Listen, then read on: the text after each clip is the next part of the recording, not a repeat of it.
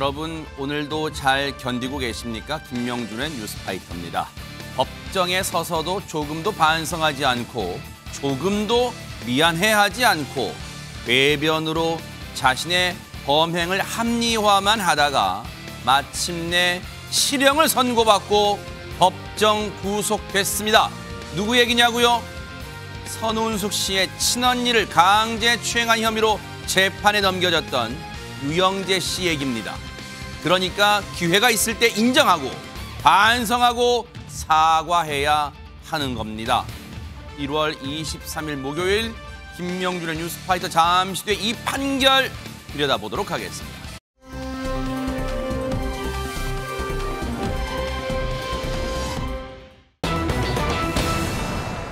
선운숙 씨의 전 남편 유영재 씨에 대한 얘기가 들려왔어요. 근데 아마 여러분들 이 목소리, 유영재 씨 이 목소리 많이들 기억하고 계실 거예요. 그 얘기 좀 들어보시고 먼저 이어가 보도록 하겠습니다. 죽어도 끊어지지 않는 성추행이란, 죽어도 지워지지 않을 형벌과 같은 성추행이란 프레임을 유영재에게 씌웠습니다. 내가 이대로 죽는다면 더러운 성추행이 사실로 끝날 것이므로 법적 다툼을 하게 됐습니다. 들으신 것처럼 자신에게 더러운 성추행 프레임을 씌웠다고 항변했던 유영재 씨 얘기가 왜 나오느냐? 김묘성 기자님, 오늘 1심 선고 결과가 나왔다면서요? 네, 그렇습니다. 말씀하신 대로 선운숙 씨 친언니를 강제추행한 혐의를 받는 유영재 씨에 대한 1심 선고가 오늘 있었습니다. 지난해 12월에 검찰은 유영재 씨에 대해서 징역 5년을 구형한 바 있습니다. 네. 오늘 재판부의 선고 내용은 이렇습니다. 징역 2년 6월이었고 네. 법정 구속됐습니다. 하하. 재판부는 5회 강제추행한 것을 유죄로 인정한다라면서 이와 함께 신상정보 공개 그리고 40시간의 성폭력 수강 이수 명령 그리고 아동 청소년 기관 등 관련 기관 5년 취업을 제한하는 명령을 내렸습니다. 하하. 이번 선고는 지난해 4월이었습니다.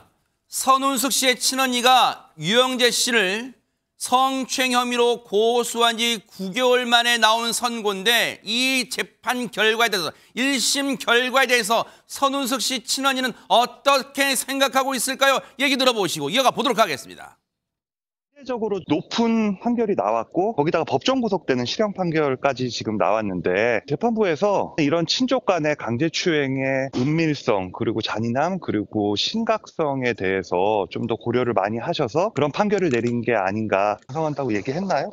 왜냐하면 판결 선고 직전까지도 본인의 범행은 인정할 수 없다라고 하는 입장이었거든요. 그런 말이 있었다면 2심부터는 이제 범행을 인정하고 반성하는 전략을 수정하지 않을까 싶습니다.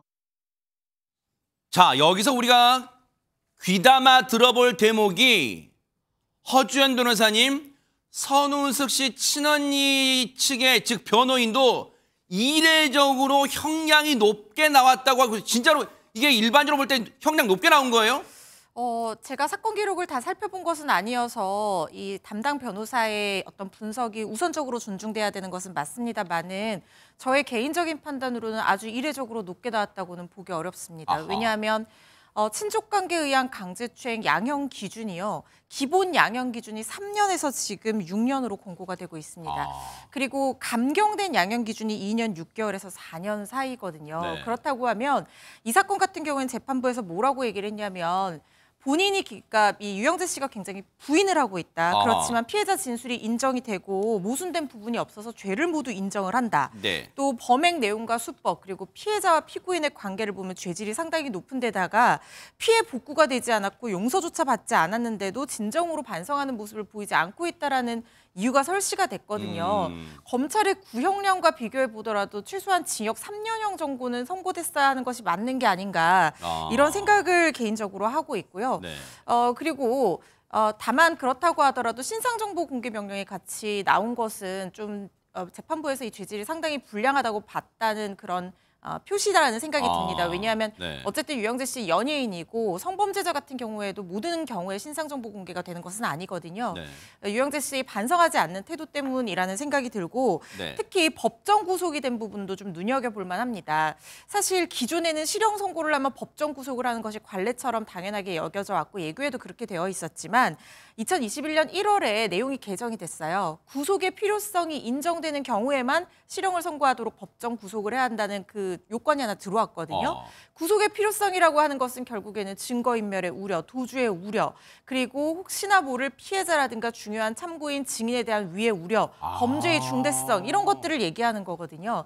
지금 선우은숙 씨와 이 피해자인 선우은숙 씨의 언니에 대한 어떤 위해 우려라든가 증거인멸의 우려가 인정이 됐다. 그 얘기는 뭐냐면 네. 지금 유영재 씨가 계속해서 부인하고 있다는 점, 반성 없는 태도를 보이고 있다는 점이 굉장히 이번 법정 구속에 주요하게 영향을 미친 것 같다는 생각이 듭니다. 바로 저 대목 같아요. 재판부가 그랬잖아요.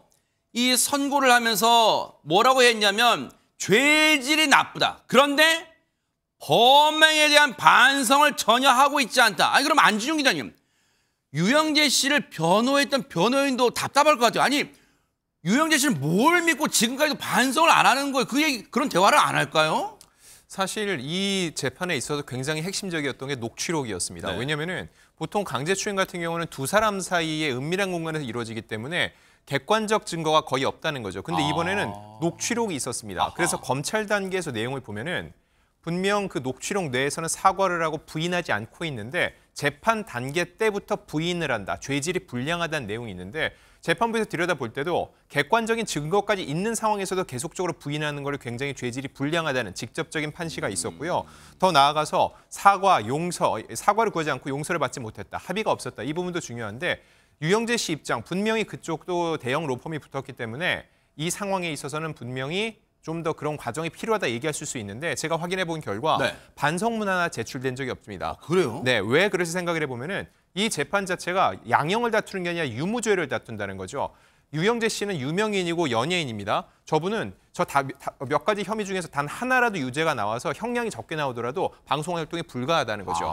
결과적으로 볼 때 본인은 무죄가 아니면은 아무런 의미가 없는 재판일 수 있기 때문에 끝까지 무죄를 주장을 했고 이런 모습이 재판부로 볼 때 게다가 또 친족간 범행이었기 때문에 더욱더 죄질이 좋지 않게 본 것으로 보입니다. 그러네요. 오늘 모르긴 몰라도 유영재 씨의 1심 선고 결과를 긴장과 초조 속에 지켜봤을 사람은 바로 이 두 사람일 거예요. 바로 선운숙 씨의 친언니, 직접적 피해자죠. 그리고 선운숙 씨, 아마 이 두 사람 아닐까요? 어떤 생각을 가졌을까요? 얘기 좀 들어보시고 이어가 보도록 하겠습니다.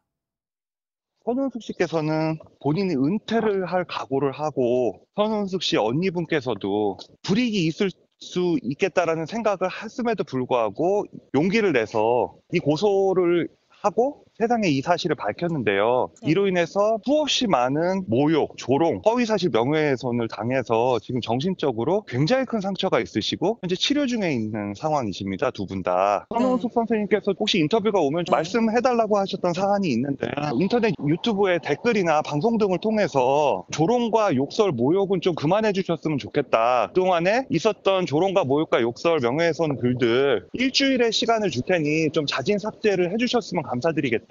이번 판결을 계기로 선운숙 씨 자매들에 대한 억측과 조롱이 이제는 멈춰지지 않을까라는 기대가 있다라고 하셨습니다. 힘든가 봐요. 그런데 지금 얘기를 듣고 여러분 혹시 그런 말 있죠? 시쳇말로 피, 꺼, 솟. 피가 지금 거꾸로 솟는 심정일 거예요. 선운숙 씨 친언니와 선운숙 씨는 제3자인 제가 들어준 피꺼솥인데 왜 그러냐면 최진봉 교수님 이 사안에 대해서 누가 그 손가락 가진 사람들은 뭐라고 지금 욕설 조롱을 선운숙 씨하고 친언니한테 하고 있는 건 뭐라고 하는 겁니까 지금? 사실 구체적인 내용을 밝히진 않았어요. 왜냐하면 그게 또 다른 가해가 될 수도 있기 때문에 변호인 측에서 뭐라고 얘기는 안 했거든요. 네. 대신 지금 말씀하신 그대로예요. 변호인 측은 뭐라고 그랬냐면 이 관련 유튜브에 선운숙 씨 자매에 대한 비방, 조롱, 비난 이런 내용들이 너무 많이 올라온다는 거예요. 뭘 비방한다는 거예요? 그러니까 피해자한테. 저도 이해가 안 돼요. 악플을 계속 올린다고 하는데 이게 이제 그러면 법적 처벌을 할 수밖에 없어요. 왜냐하면 이 악플이라는 게 피해자 입장에서는 그걸 보는 순간 더 큰 고통을 당하거든요. 이게요 엄청난 정신적 피해를 줍니다.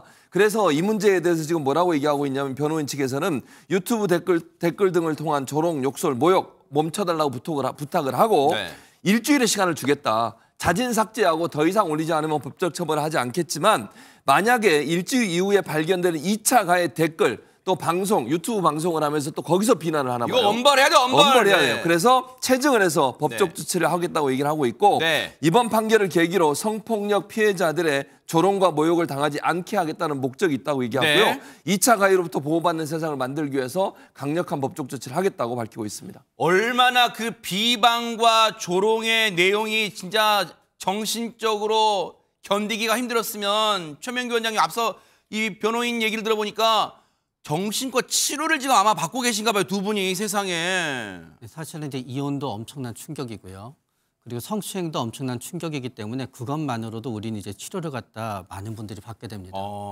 그런데 이 결혼이 이루어짐부터 헤어짐까지 모두 다 대중한테 노출이 됐어요. 네. 그러다가 보니까 그로 인해서 본인이 받고 있는 수치심과 억울함이 더욱더 크게 되고요. 네. 그런 다음에 사실 가해자가 하는 얘기가 전혀 사실에 근거하지 않더라도 처음 이렇게 법적인 문제에 있게 되면 마지막까지 안심을 못해요. 혹시 진짜 무죄가 나오면 어떡하나. 어머 세상에. 야, 저렇게 뻔뻔스럽게 나오는 걸 보니까 저거를 판사가 믿으면 어떡하지? 하는 생각을 끝까지 해서 불안하게 그러게 돼요. 불안하겠네요 진짜. 그 불안한 가운데 이런 댓글들을 갖다 대하게 되잖아요. 네. 그럼 진짜 이렇게 생각하는 사람들이 많으니까 진짜 우리 질지도 몰라 하면서 공포에 휩싸이게 돼요. 어머 세상에 얼마나 지금 고통스럽겠어요. 그런데 문득 이런 궁금증이 생겨요. 허준 변호사님. 앞서 저희가 들어봤던 그 유영재 씨의 마지막 그 방송의 그 육성을 들어보면 더러운 성추행 프레임이 사실로 끝나지 않게 끝까지 싸우겠다 했잖아요. 그러면 혹시 1심 선고 결과에 불복하고 항소하나요? 어떻습니까? 어떤 이유에서든지 항소할 가능성이 상당히 높다고 보고 있습니다. 만약에 아까 안진용 기자님께서 분석해 주셨던 것처럼 무죄 주장을 계속해서 이어나간다고 하더라도 항소를 할 것이고 지금 이 형량을 줄이고 전략을 완전히 바꿔서 인정하는 쪽으로 나간다고 하더라도 항소를 해서 어떻게든 자신에게 내려진 판결의 변화를 꾀할 거라는 생각이 듭니다. 네. 그런데 1심에서 이렇게까지 모든 범죄 사실이 인정된다. 이런 양형 이유의 설시가 나온 이상 새롭게 자신의 무죄를 입증할 수 있는 증거를 제출한다거나 아니면 피해자나 선운숙 씨의 진술의 신빙성을 탄핵할 수 있는 어떤 결정적인 증거들이 나오지 않는 한 이걸 무죄로 바꾼다는 것은 굉장히 어려운 상황이라는 생각이 들거든요. 그렇다면 사실 유영재 씨가 현실적으로 자신에게 가장 도움이 되도록 취할 수 있는 전략은 네. 확률적으로 지금으로서는 범행을 인정하고 반성하고 피해자의 피해 회복을 위해서 노력한다라든가 합의를 한다든가 이런 진지한 노력을 보여주면 어느 정도 감형의 여지가 있는데 유영재 씨가 이런 전략을 선택할지는 조금 지켜봐야 될 것 같습니다. 어쨌든 항소가 될지 좀 지켜볼게요. 그런데 안진용 기자님, 섣부른 질문일 수는 있겠는데 1심이 이제 막 1심이 나오는 거예요. 선운숙 씨가 혹시 다시 대중들 앞에 당장 설 가능성이 있어요? 어떻습니까? 지금 당장은 쉽지 않아 보입니다. 왜냐면은 분명 피해자지만은 이 과정에서 워낙 마음을 다쳤기 때문에 개인적으로도 활동을 재개했다는 생각은 아직까지 하고 있지 않다고 하고요. 그리고 더 나아가서 항소심이 진행되고 그리고 혹시 대법까지 갈 경우에 재판이 길어지겠죠. 그 경우 이게 완결된 재판이 아니기 때문에 최종 판결이 나올 때까지는 선운숙 씨가 대중 앞에 서더라도 말하는 걸 더욱더 조심할 수밖에 없을 것으로 보이고요. 그러네요. 선운숙 씨 역시 일련의 상황 속에서 대중들 역시 이 과정을 보면서 피로감을 느끼고 상처를 받은 걸 본인도 잘 알고 있다고 합니다. 그렇기 때문에 이 사안이 일단락 지어질 때까지는 방송 복귀는 쉽지 않을 전망입니다. 그러겠네요. 앞서 변호인도 그랬잖아요. 선운숙 씨가 이번 재판에 임하는 각오가 은퇴를 할 각오로 이 사실을 세상에 알렸고 법적 투쟁했다는 거 아니에요. 그러니까 이걸 깔끔하게 혹시라도 대법원까지 갈지는 모르겠지만 깔끔하게 이 사안을 마무리 짓고 그 추후에 정말 다시 대중 앞에 정말 밝은 모습으로 당당한 모습으로 서는 거 생각하지 않을까 그런 생각하는데요. 그때까지 정말 건강 정말 잘 챙기시길 기원해 보도록 하겠습니다.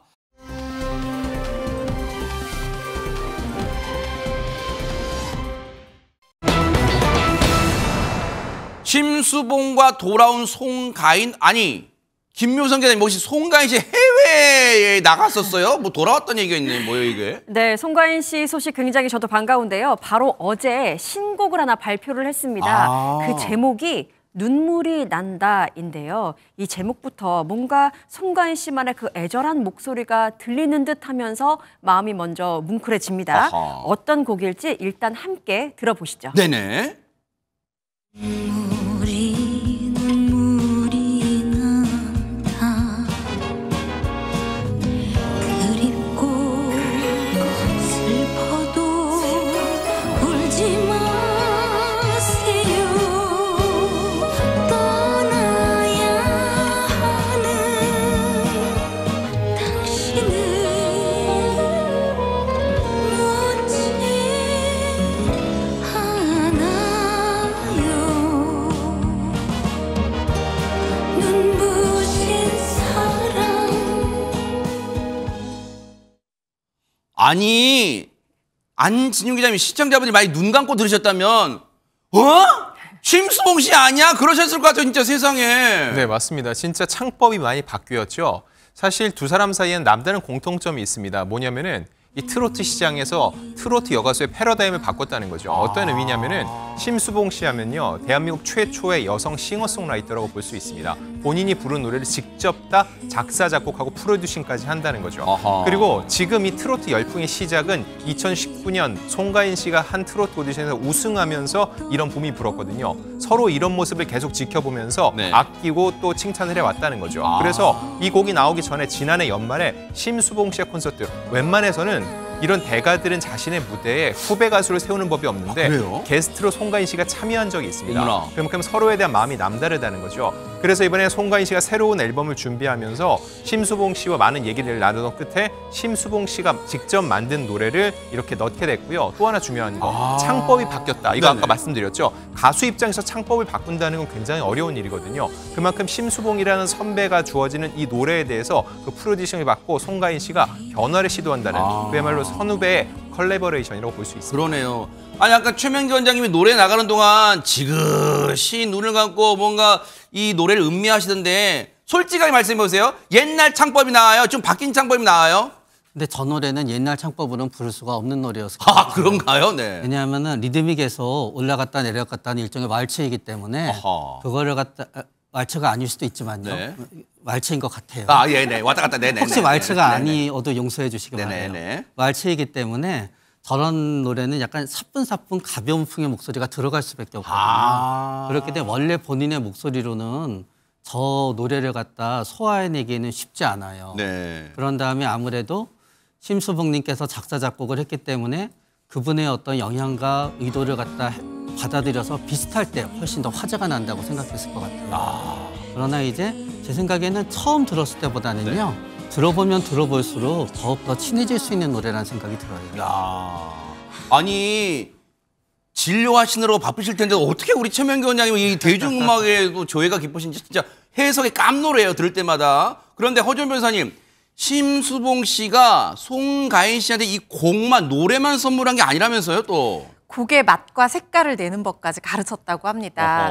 사실 같은 노래라도 누가 어떻게 부르고 어떻게 표현하느냐에 따라서 완전히 다른 느낌으로 그럴 수 다가올 있죠. 수 있잖아요. 그런데 아까 저희가 노래를 직접 듣기도 했지만 사실 송가인 씨는 판소리를 전공한 사람이잖아요. 아, 맞아요. 그래서 이렇게 시원하게 뽑아내는 그 가창력으로 굉장히 우리한테 마음에 울림을 주는 가수였는데 저 창법은 사실상 심수봉 씨의 색깔을 그대로 그렇죠. 재현해냈다고 해도 과언이 아닌 것 같아요. 심수봉 씨는 뭔가 끊어질 듯 이어지는 간드러지는 그 떨림. 그렇죠. 그게 그 노래의 맛을 그렇게 살린다는 게 네. 반드시 지르지 않아도 오히려 어떻게 보면 노래에 따라서는 더 깊이 와닿을 수 있는 거잖아요. 그걸로 굉장히 인기 있고 또 유명한 가수인데 그걸 그대로 전수를 해줬다는 겁니다. 네. 자기가 만든 노래를 부르게 될 후배 가수 송가인 씨를 네. 집으로 불렀다는 아 거예요. 그래요? 1:1 특별 레슨까지 해주면서 아낌없이 지원 사격을 네. 했다고 하는데요. 그 모습을 직접 한번 보시겠습니다. 네네. 이어 심수봉 선생님 댁에 선생님이랑 같이 노래 연습을 처음으로 맞춰보러 왔습니다. 들어가 볼게요. 불러봐요, 불러봐요.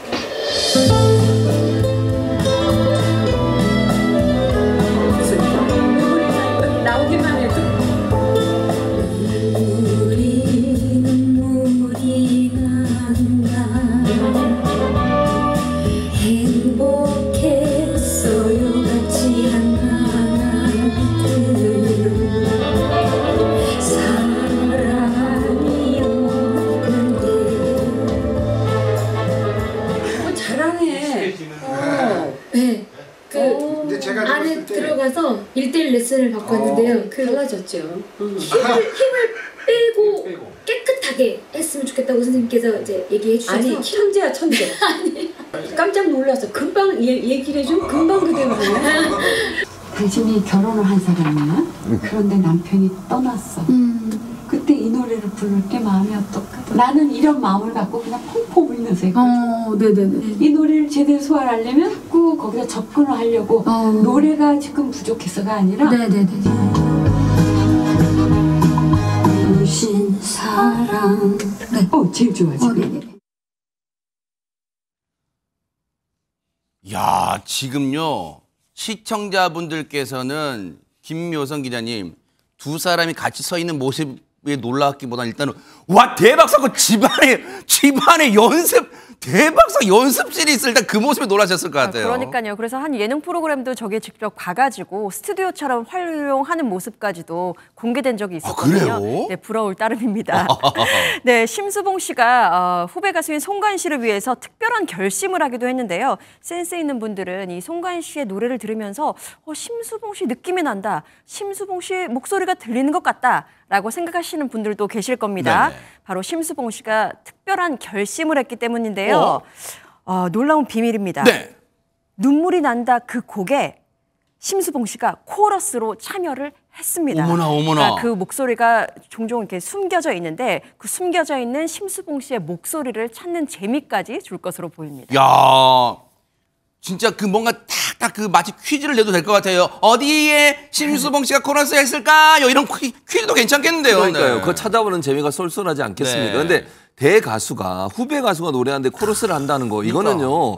웬만한 사랑이 아니고 관심 아니면 그렇게 못해요. 맞아요, 진짜. 뭐 예를 들면 후배 가수가 할 수는 있지만 대가수인데 후배 가수의 노래에 코러스를 집어넣는다. 이거는 정말로 저 곡에 대한 사랑 그리고 이제 송가인 씨에 대한 관심 이게 크다는 걸 보여주는 그러네요. 하나의 증명이라고 볼 수 있을 것 같은데 네.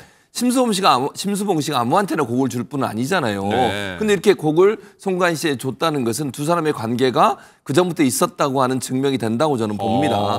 그러니까 뭐라고 얘기하냐면 이게 후배에게 곡을 주겠다는 생각을 갖고 있었대요. 심수봉 씨가. 나도 후배에게 곡을 좀 줘야 되겠다. 이제 나이가 들면서 이런 생각을 갖고 있었는데 때마침 심수봉 씨한테 직접 곡을 달라고 요청한 사람이 송가인 씨였다는 거예요. 그래요? 그러니까 송가인 씨도 사실은 그런 용기가 필요하잖아요. 네. 감히 심수봉 선생님한테 가서 곡을 좀 주세요라고 얘기하는 것도 쉽게 결정할 문제는 아닌 것 같아요. 아하. 그래서 관계도 그렇고 또 이렇게 직접 요청을 하니까 심수봉 씨가 그러면 곡을 달라고 온 사람이 송가인 씨니까 그 전에 후배들에게 곡을 줘야 했다는 마음이 있었고 그러다 보니까 곡이 넘어간 걸로 보여지는데 이런 얘기를 하고 있어요. 송가인 씨는 정통 트로트를 내고 싶어서 심수봉 선생님에게 곡을 달라고 요청을 했고 그걸 받았다고 하는 것이고요. 그리고 첫 번째 후배 가수, 즉 곡을 받은 첫 번째 후배 가수라 큰 영광이라고 얘기를 했고 심수봉 씨는 아까 말씀드린 것처럼 처음으로 찾아와서 나한테 곡을 달라고 하는 그 친밀함, 친근감이 결국은 곡을 주게 된 계기가 됐다. 이렇게 얘기하고 있습니다. 야, 내친김의 욕심이 심수봉 씨가 손태진 씨의 외조모잖아요. 그러니까 세 분이서 같이 한 무대에 서는 모습도 한번 볼 수 있지 않을까 그런 생각도 감히 해봅니다. 기대해 볼게요.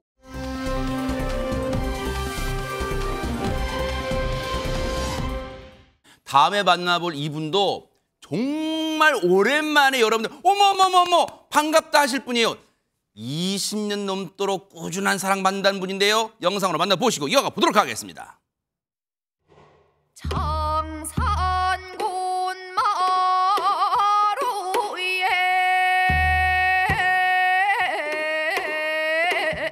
북소리 나더니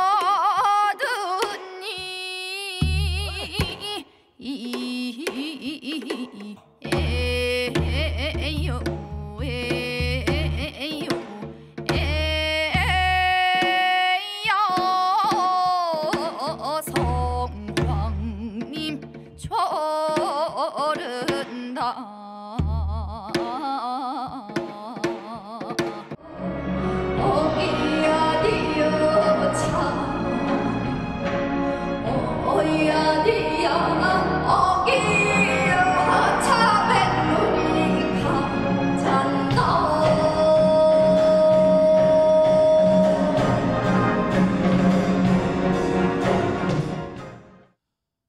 와, 너무 반가운 얼굴이죠. 송소희, 이제 양 아니에요. 송소희 씨인데 김묘성 기자님, 앞서 제가 20년 넘도록 사랑을 받았다고 말씀드리니까 여러분들이, 시청자분들이 아니 활동한 지 20년이 넘었다고 놀라실 것 같아요, 진짜. 네, 그렇습니다. 지금 송소희 씨가 1997년생입니다. 그러니까 27살밖에 되지 않았어요. 근데 말씀하신 대로 지금 21년 전인 2004년에 갓 초등학교를 입학하자마자 그때 데뷔를 했습니다. 세상에. 전국 노래자랑을 통해서 국악 신동으로 얼굴을 알렸죠.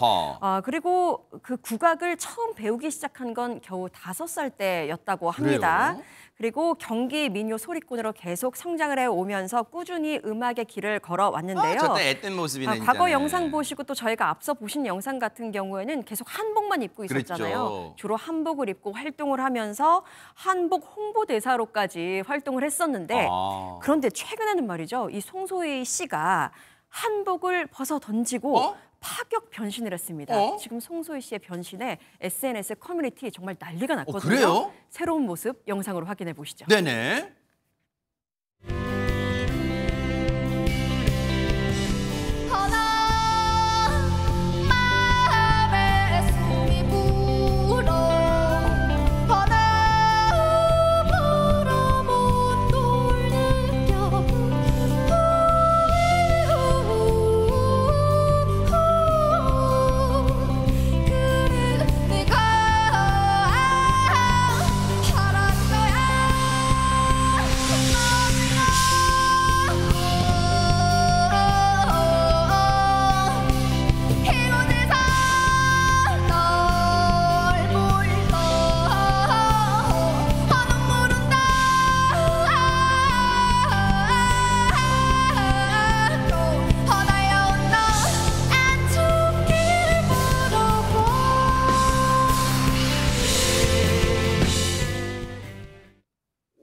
약간의 그 기분 좋은 소름이 막 돋았는데 안지훈 기자님 마침 하늘을 나는 느낌? 더 나아가서 우주를 나는 느낌 막 그러는 거예요, 지금. 네, 그래서 실제로 저 영상을 본 사람들이 새가 한 마리 지저귀는 것 같다 이런 표현을 쓰기도 했었거든요. 자, 송소희 씨 7살에 데뷔해서 20년 지나서 27살이죠. 국악 소녀에서 소녀를 뗐습니다. 국악 숙녀가 됐죠.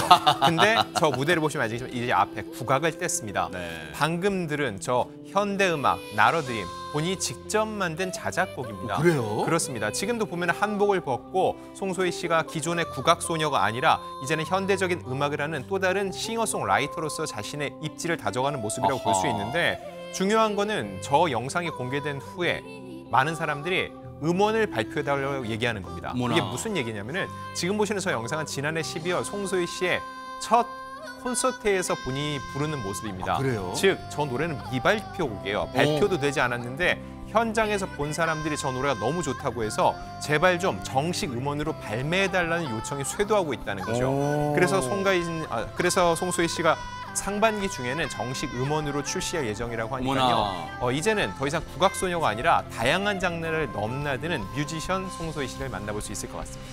지금까지 20년 정도 가져왔던 보여드렸던 그 모습에서 180도 지금 탈바꿈한 거잖아요. 변신한 거잖아요. 야, 어떤 긴장도 됐을 것 같은데 얘기 들어보시고 이어가 보도록 하겠습니다. 재밌었던 부분 중에 하나가 내 목소리는 되게 자연적이고 민속적인데 그것과 가장 멀리 있는 지점에 있는 전자음악에서 그 접점을 찾는 게 되게 재밌었거든요. 국악인으로서 섰던 한복을 입고 클래식한 무대에서 저 혼자 부르거나 큰 규모의 오케스트라나 관현악단이랑 했던 그런 그림하고는 완전히 다른 그림으로 만들지 않을까 싶어요. 잠시 우리에게 모습을 보이지 않았을 동안 허준 배우는 공부 많이 했나 봐요. 정말 저런 노래를 작사한 거예요. 그런데 창법이 완전 다를 텐데 어려움은 없었을까요? 어려움이 있었겠지만 본인이 안에서 꿈틀꿈틀하는 자기 내면의 재능을 스스로 느꼈던 것 같아요. 그러면서 노력을 해서 표현이 진짜 멋진 표현을 썼는데 이 표현 정말 그대로 소개를 해드리고 싶어요. 화가들이 물감을 꺼내 쓰듯이 본인도 여러 가지의 목소리 기술들을 하나씩 서랍에서 꺼내듯이 쓴다는 거예요. 야. 현대음악 또는 민요를 부를 때 여러 가지 기술들을 썼을 때 선택적으로 내가 그 물감들을 원하는 야. 대로 자유자재로 쓴다는 거예요. 그러면서 본인이 이렇게 되기까지 굉장히 노력했다는 거예요. 요 표현 메모 완료. 오케이, 일단 그러니까요. 써먹어야지. 네네. 아. 너무 좋은 표현이죠. 어쩌면 이렇게 노래 작사 작곡도 잘하면서 표현까지 이렇게 멋지게 하는지 세상에. 모르겠습니다.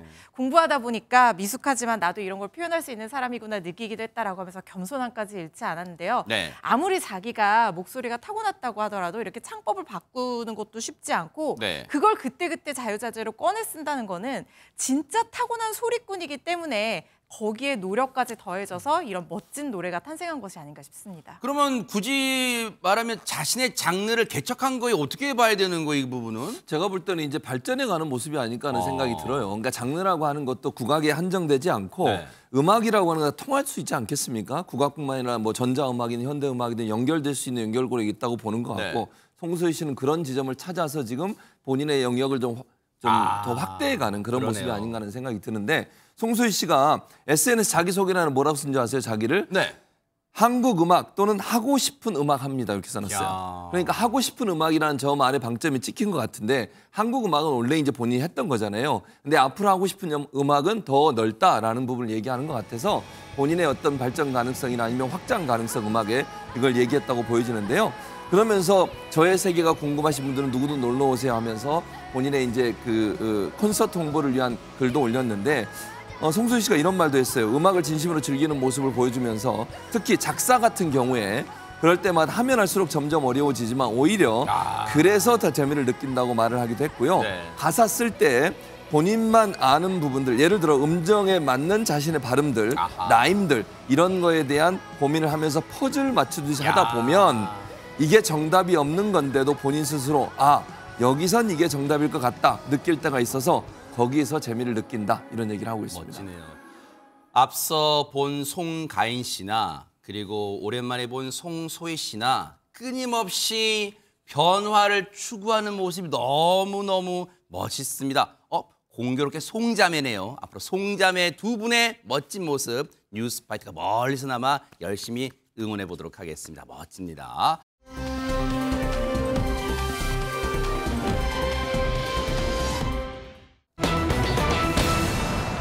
어머나 변우석 씨와 김혜윤 씨 하면은 그냥 선제업고 튀어 그 드라마로 그냥 아주 그냥 잘 알려진 그냥 지금 인기 탑인데 왜 광고를 내린다는 걸까요? 안진용 기자님. 네, 말씀하신 대로 선제업고 튀어는 지난해 최고 인기 드라마라고 할 수 있죠. 네. 변우석 씨가 일약 스타덤에 오르기도 했는데 이 두 사람의 광고가 7호선 건대 입구역 내 광고란에 지난 13일부터 27일까지 게재될 예정이었는데 이게 네. 돌연 중단이 돼서 논란인 겁니다.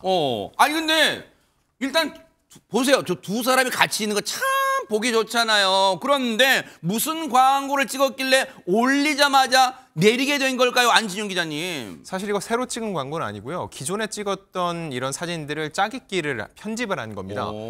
새로운 광고는 아닌데 그럼 왜 하게 됐냐? 저거예요? 네, 맞습니다. 이 온라인 팬투표 서비스 업체에서 제공하는 광고인데 1위를 차지한 스타에게 지하철 광고를 제공한다는 거죠. 그러면서 해당 투표의 주제는 다시 만났으면 하는 드라마 커플인데 이 커플 1등으로 저렇게 변우석, 김혜윤 씨의 모습이 포착이 된 겁니다. 네. 그런데 두 사람의 다정한 모습이 담긴 저 광고가 7호선 건대 입구역에 게재가 됐는데 네. 돌연 이게 중단이 돼서 팬들이 의아함을 자아내고 있는 거죠. 아니 근데 여러분도 보세요. 그리고 최진봉 교수님도 한번 보세요. 저 광고 사진을 보면 딱히 뭐 문제될 게 안 보이는 것 같은데 왜 내린다는 거예요? 그러니까 저도 문제될 게 별로 안 보여요. 네. 왜 이게 문제가 됐는지 알아봤더니 이게 뭐라고 돼 있냐면 광고 게재를 원치 않은 또 다른 팬들이 둘이 왜 같이 있냐 라면서 민원을 제기했다는 겁니다. 어머나? 근데 이게 너무 황당한 게 광고가 게재된 이후에요. 이 둘이 왜 있냐라고 하면서 민원을 40건 이상 접수가 들어왔대요. 어머나? 이게 이제 서울교통공사청에 이렇게 들어왔겠죠. 네. 근데 이게 공사 내부에 교통공사 내부에 정책이 있는데 정책이 뭐냐면 민원이 한 건이라도 발생하면 광고를 중지하는 상황이라 급하게 중지됐다고 그런 이런다는 거예요. 규정이 있나 봐요. 그러니까요. 어머나. 근데 이게 저는 좀 이해가 안 되는 게 이게 제작진들도 그래서 관계자 해당 업체 관계자와 통화를 해봤는데 제작진이 통화한 내용을 보면 네. 수많은 스타 광고를 게재해 왔지만 이번 일처럼 민원이 제기돼서 중지한 사례는 처음이라고 얘기를 하고 있고요. 어머나. 변우석, 김혜윤 네. 두 배우를 더 이상 같이 보고 싶지 않다는 일부 여론도 있다는 것을 뒤늦게 알게 됐다고 밝히고 있는데 네. 자, 이게 저는 이 규정 자체가 민원이 한 건이라도 들어오면 못한다. 이건 좀 논란이 될 수 있다고 생각해요. 네. 왜냐하면 이게 민원을 어느 개인이 자기 생각을 반영해서 민원을 넣는다고 해서 다 받아들이면 안 되잖아요. 그러네요. 공정하게 또는 객관적으로 그 민원의 타당성이라든지 네. 사회나 아니면 우리 공공 질서에 악영향을 미치는 요소란 이걸 판단할 수 있는 어떤 위원회 같은 그렇죠, 맞아요. 중립적 위원회 같은 게 있어서 그렇죠. 거기서 판단하는 게 맞지 민원이 들어왔기 때문에 반드시 내려야 된다고 하는 주장은 조금 납득하기 어려운 주장이 아닌가 이런 생각이 듭니다. 물론 선업투이 인기가 많다 보니까 이른바 여성 팬분들 중에는 이른바 우석아리 변호석 아이고 막 꿈에도 막 변호석 씨 나타나는 우석아리 할 수 있죠. 그리고 남자 팬분들 입장에서는 해유나리를 할 수가 있어요. 그래서 그분들 입장은 충분히 이해는 되지만 최명근님 그렇다고 드라마 속 인물들일 뿐인데 둘이 같이 있다고 광고 내려 못 보겠어. 이 심리는 어떻게 봐야 되는 거예요? 첫 번째는 내가 좋아하는 배우는 굉장히 원탑으로 위에 있는 거예요.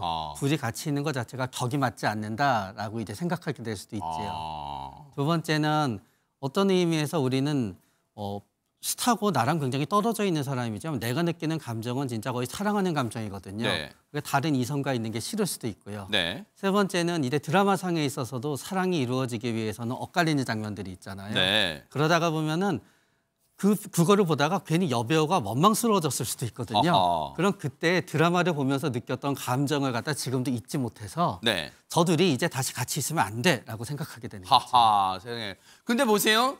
저희가 알아봤더니 허준 변호사님 더더욱 이해가 어려운 대목이 뭐냐면 서울교통공사 얘기를 들어봤더니 이런 거예요. 이번에 변우석, 김혜윤 씨 광고 관련해 접수된 민원은 초상권 문제라는 거. 이거 대체 무슨 말이에요, 이게?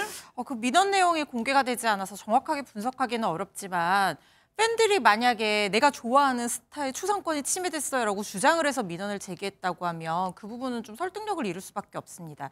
왜냐하면 초상권을 주장하는 주체는 변우석 씨나 아니면은 그 광고에 나오는 모델들이 주장을 해야 되는 부분인데 네. 저게 어떻게 광고가 촬영되고 설치가 됐는지는 알 수 없지만 소속사 측이나 배우가 문제를 삼고 있지 않는 한 그걸 가지고 뭐 초상권이 침해됐다거나 아니면 광고 촬영 주체가 문제를 삼지 않는 한 저작권이 침해됐다고 주장하고 이걸 법적 분쟁으로 끌고 갈 어떤 법적인 권리가 팬들에게는 없거든요. 설령 문제가 있었다라고 하면 아마 이미 배우나 배우 소속사 측에서 얘기가 나왔을 텐데 그러지 않는 걸로 봐서 팬들이 좀 자의적으로 해석해서 주장하고 있는 상황이 아닌가 하는 생각이 들고 특히 서울교통공사의 광고관리 규정은 내용 중에서 자체적으로 규정을 두고 있는데요. 내용 중에서 사회적인 합의가 이루어지지 않는 경우에 광고를 불승인한다는 규정이 있었는데 그 부분이 인권위에서 개선 또는 삭제하라는 권고가 내려져 있는 상태거든요. 네. 아마 이걸 근거로 해서 지금 광고를 내린 상황이 아닌가 싶은데 이게 법적 분쟁으로 이어질 가능성은 그렇게 높지 않다고 봐야 될 것 같습니다.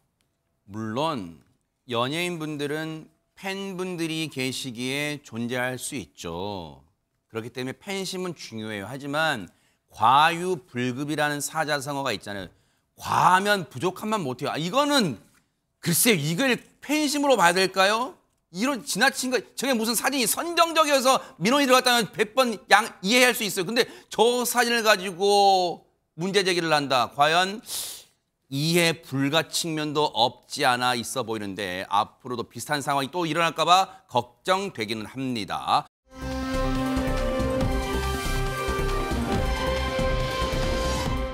전 세계가 바삐 돌아가고 있는데 먼저 국내에서요. 안타까운 소식이 들려왔는데 먼저 영상부터 만나보시고 이어가 보도록 하겠습니다.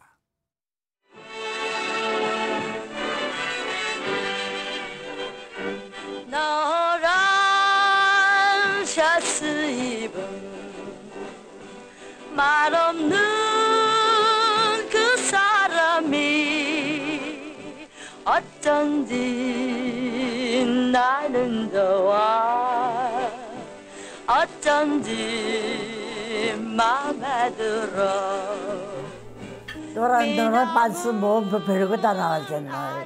노란 셔츠가 아니라 노란 팬티 그런 거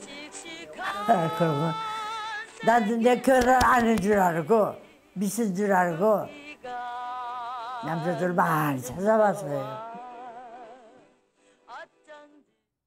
어머나 시청자분들이 오랜만에 어머나 이 노래 오랜만 진짜 오랜만에 듣는다라고 반가워는 하셨겠지만 안타까운 소식이 들려왔다면서요, 김묘선 기자님. 네, 그렇습니다. 노란 샤스의 사나이로 1960년대 정말 원조 한류 스타로 활약을 했던 원로 가수 한명숙 씨가 어제 오후 별세했습니다. 1935년생입니다. 평안남도 진남포 출생이시고 미팔군에서 가수 활동을 하다가 1961년에 노란 샤스의 사나이로 데뷔를 하자마자 스타에 올랐습니다. 연세 드신 모습도 멋지네요, 이 사진 보니까. 네, 그렇습니다. 그리고 1962년 바로 한 해 다음에는 같은 이름의 영화가 하나 만들어졌는데 노란 샤스 입은 사나이라는 영화에 이 한명숙 씨가 주인공으로도 출연을 하기도 했습니다.